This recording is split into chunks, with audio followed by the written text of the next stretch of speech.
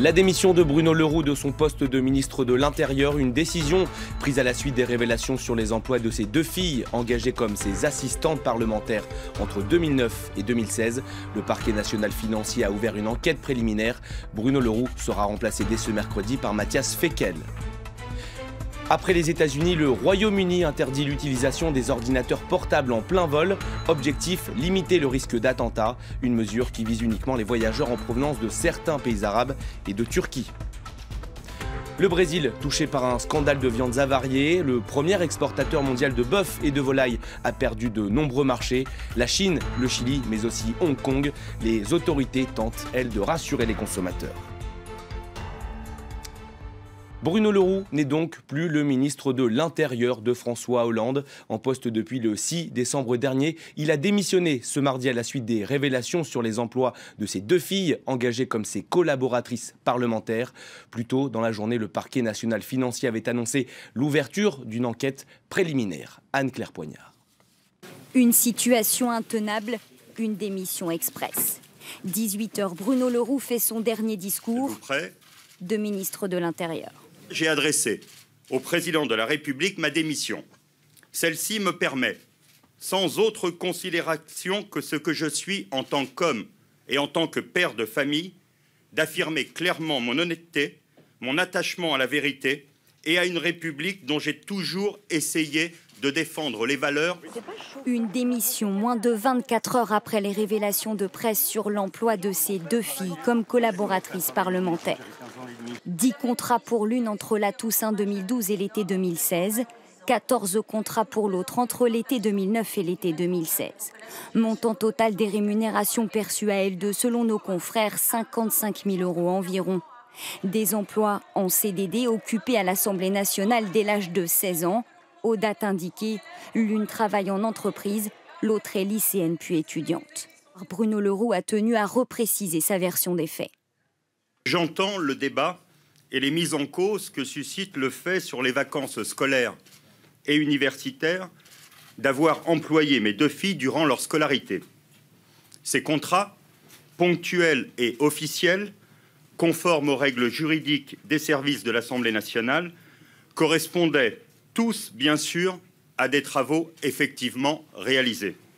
Mais ces emplois n'ont pas été déclarés à la Haute Autorité pour la transparence de la vie publique. Le parquet national financier a ouvert une enquête. Le sort politique de Bruno Le Roux est déjà scellé. Bernard Cazeneuve donne une première indication en fin de matinée. Lorsqu'on est attaché à l'autorité de l'État, on est impeccable. 14h30 à l'Élysée, en présence de Bernard Cazeneuve, l'exécutif règle les derniers détails de l'éviction de Bruno Le Roux. Un départ qu'il tiendra à annoncer lui-même. Et le nom du remplaçant de Bruno Le Roux à l'Intérieur est déjà connu. Il s'agit de Matthias Fekl, le secrétaire d'État au commerce extérieur. La passation de pouvoir entre les deux hommes aura lieu ce mercredi matin, place Beauvau. L'enquête concernant François Fillon, elle, a été élargie ce mardi à des soupçons d'escroquerie aggravée, faux et usage de faux. La justice veut savoir si le couple aurait produit des faux documents pour justifier les salaires versés à Pénélope Fillon. Et ce n'est pas tout. Selon les nouvelles révélations du Canard enchaîné, le candidat des Républicains a mis en relation en 2015 un de ses clients, un des clients de sa société de conseil, avec le président russe Vladimir Poutine et le PDG de Total. Des affaires sur lesquelles est revenu Nicolas Dupont-Aignan. Le candidat de Debout la France était l'invité de Mardi Politique sur France 24. Je vous propose de l'écouter. La question, c'est les emplois fictifs.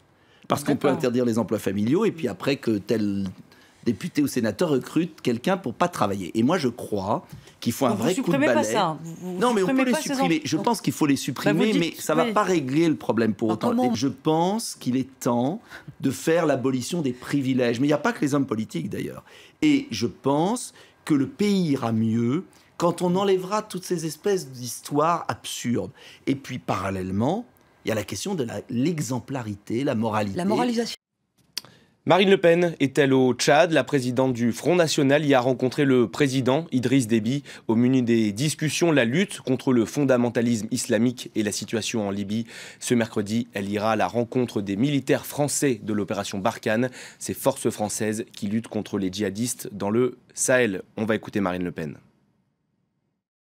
Nous avons bien entendu discuté de la coopération entre le Tchad et la France dans la lutte contre ce terrorisme, la manière dont on doit envisager l'avenir, peut-être avec notamment le G5 Sahel. Nous avons fait un petit peu le tour de la situation politique des pays voisins et nous avons exprimé, nous avons partagé en quelque sorte les inquiétudes qui étaient les nôtres sur la situation de la Libye. Monsieur le Président et moi-même avions la même analyse. Au moment de l'intervention française, nous pensions qu'il s'agissait là d'une très grave erreur qui allait avoir des conséquences lourdes. C'est exactement ce qui s'est passé. Donc nous avions été, lui en Afrique et moi en Europe, peut-être les plus lucides sur cette situation. La première ministre écossaise va-t-elle pouvoir demander l'aval de Londres pour organiser un nouveau référendum d'indépendance? C'est ce que doivent décider les députés écossais alors que les débats devant le Parlement régional ont débuté ce mardi. Pour Nicola Sturgeon, en tout cas, c'est vital car le Brexit risque d'entraîner, selon elle, la suppression de dizaines de milliers d'emplois en Écosse. Natacha Milray, Charles Pellegrin. Selon Theresa May, il est trop tôt pour remettre l'indépendance de l'Écosse sur le tapis. Mais à Édimbourg, la première ministre Nicola Sturgeon souhaite un référendum sur la question. L'année dernière, 62% des Écossais ont voté en faveur du maintien de l'Écosse dans l'Union européenne. Suggérer qu'une victoire électorale majeure qui repose sur un engagement clair et une majorité parlementaire ne justifie pas un nouveau vote amène à se poser la question suivante. Qu'est-ce qui le justifie ? Cela fait courir le risque de miner le processus démocratique. Selon la chef du Parti national, la plupart des Écossais qui ont voté pour rester dans le Royaume-Uni en 2014 l'ont fait pour préserver leur place au sein de l'Union européenne. Contrairement aux promesses faites par les tenants du non lors du référendum sur l'indépendance de l'Écosse en 2014, rester dans le Royaume-Uni n'a pas préservé la relation de l'Écosse avec l'Europe. Elle l'a compromise. Mais avec le Brexit qui s'enclenche d'ici fin mars, l'opposition juge que la tenue d'un nouveau référendum serait prématurée. Le Brexit est un défi majeur pour ce pays et personne ne sait ici comment cela va se passer. Personne ne sait comment nous allons traverser cela et quel impact cela aura sur notre pays. Il faut se demander comment nous pourrions prendre une telle décision au sujet de notre avenir constitutionnel dans un moment de telle incertitude. Nicola Sturgeon souhaite que le référendum ait lieu entre fin 2018 et début 2019, mais la partie est loin d'être gagnée. Outre l'aval du Parlement écossais, la demande de référendum doit recevoir l'accord du gouvernement britannique et enfin faire l'objet d'un vote au Parlement de Westminster. Dans le reste de l'actualité, la Syrie, Damas est toujours le théâtre de violents affrontements. Ce mardi, les rebelles syriens ont lancé leur seconde offensive en 3 jours. Elle a visé un quartier du nord-est de la capitale syrienne. Des rebelles qui ont bien du mal à garder le terrain conquis ces derniers jours et qui font face aux contre-offensives régulières des forces gouvernementales de Bachar el-Assad.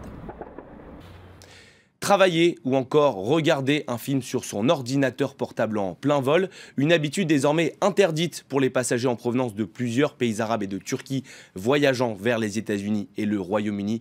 Motif invoqué par les autorités, le risque d'attentat. La France et le Canada pourraient aussi bientôt franchir le pas. Natacha Milray et Pierrick Laurent. L'administration Trump l'a confirmé. Dans les vols en provenance du Caire, d'Istanbul, de Dubaï ou encore de Doha, les ordinateurs doivent être placés en soute. D'autres appareils électroniques sont concernés, tablettes, caméras ou lecteurs de DVD portables. Seuls les téléphones et les équipements médicaux seront acceptés en cabine.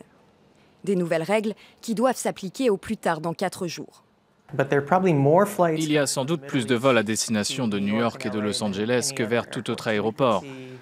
Je dirais qu'entre 3 et 7 vols par jour seront affectés par cette mesure. Ça va être compliqué dans les prochains jours. Le gouvernement américain explique avoir pris ces mesures en raison du risque terroriste. Dans la foulée, le Royaume-Uni a procédé à la même interdiction, invoquant simplement la sécurité des voyageurs. Ces mesures, qui prennent effet immédiatement, concernent 6 pays à majorité musulmane. À Istanbul, ce jour, les voyageurs parlaient d'injustice. Moi, en tant que musulmane, je me sens offensée que les musulmans soient ostracisés dans le monde. Tout le monde a une tablette ou un ordinateur portable. En tant qu'homme d'affaires, c'est nécessaire. Je condamne fermement les interdictions. Certaines compagnies aériennes protestent déjà, notamment Turkish Airlines qui demande la levée de cette interdiction, redoutant une baisse de fréquentation de sa clientèle. Ce scandale de viande avariée au Brésil, premier exportateur mondial de bœuf et de volaille. Après avoir vu ses importations suspendues en Chine et au Chili, le pays vient de perdre la confiance de Hong Kong, son premier acheteur de viande bovine. Les autorités tentent-elles de rassurer les consommateurs en augmentant notamment les contrôles sur les marchés. Laure Wagner. Chaque jour, dans ce laboratoire à Rio de Janeiro, des produits de consommation courante sont analysés et évalués avant d'être mis en vente. Depuis ce week-end, les opérations se sont intensifiées sur le poulet et le bœuf. Dans le cadre de cette opération, nous vérifions la présence de corps étrangers, si la viande a été altérée ou maquillée avec une substance qui n'est pas prévue dans la législation. Objectif des autorités, rassurer les consommateurs après le démantèlement d'un vaste réseau de viande avariée par la police brésilienne vendredi dernier. Une trentaine d'entreprises seraient mises en cause, dont les 2 géants mondiaux de la viande brésilienne. Un scandale qui touche de plein fouet le Brésil, premier exportateur mondial de bœuf et de volaille. En 2016, les exportations brésiliennes de viande ont dépassé les 10 milliards de dollars dans 150 pays. Alors le président Michel Temer tente de minimiser les conséquences de cette affaire. Nous avons ici 4850 usines, plus ou moins, des usines de produits réfrigérés au Brésil. Seulement 3 d'entre elles ont été interdites. Et il va y avoir des enquêtes sur 18 ou 19 autres usines. Plusieurs pays ont d'ores et déjà suspendu leur importation en provenance du Brésil, le Chili, le Mexique, la Chine et Hong Kong. L'Union européenne surveille elle aussi de près les importations brésiliennes, en vérifiant qu'aucune viande ne provient des établissements impliqués dans la fraude. Yves Meyer, prix Abel de mathématiques, l'équivalent du prix Nobel. Le mathématicien devient le 4e Français de l'histoire à remporter la prestigieuse distinction de l'Académie norvégienne des sciences et des lettres. Âgé de 77 ans, Yves Meyer s'est illustré par son travail sur la théorie des ondelettes. Jusqu'à dimanche, c'est la semaine de la francophonie. Direction aujourd'hui le Liban, où depuis des décennies, le français est la 2e langue la plus parlée dans le pays après l'arabe. Mais depuis quelques temps, un nouveau langage s'est développé. Il s'agit du libaniche, un mélange de français, d'arabe et d'anglais. Le reportage de notre correspondant à Beyrouth, Selim El Bedeb. Traduction. Bonjour, comment ça va en libaniche. Cet étrange idiome, qui mélange le français, l'anglais et l'arabe, a résonné durant toute la soirée organisée pour la Journée internationale de la francophonie à Beyrouth. Cyril, un franco-libanais qui travaille pour une entreprise américaine, le parle couramment. C'est partie de la vie de tous les jours.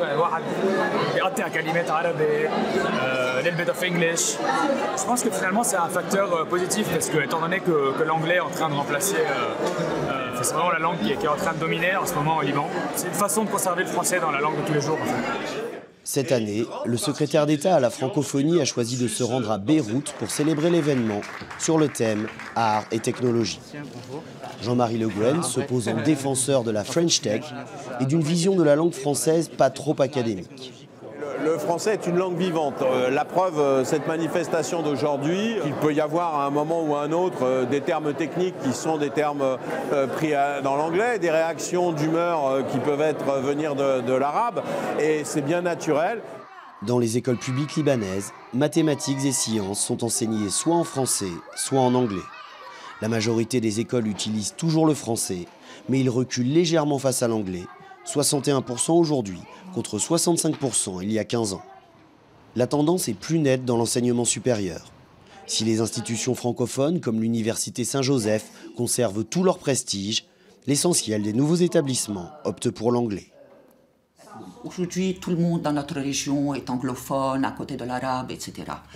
Le fait que les Libanais possèdent cet élément supplémentaire, qui est le fait d'être francophone en plus du fait d'être anglophone, les valorise sur le marché du travail, c'est-à-dire ils sont souvent recrutés dans les pays du Golfe parce qu'en plus ils sont francophones. Le Liban est de très loin le pays étranger qui scolarise le plus d'élèves dans des cursus validés par l'éducation nationale française.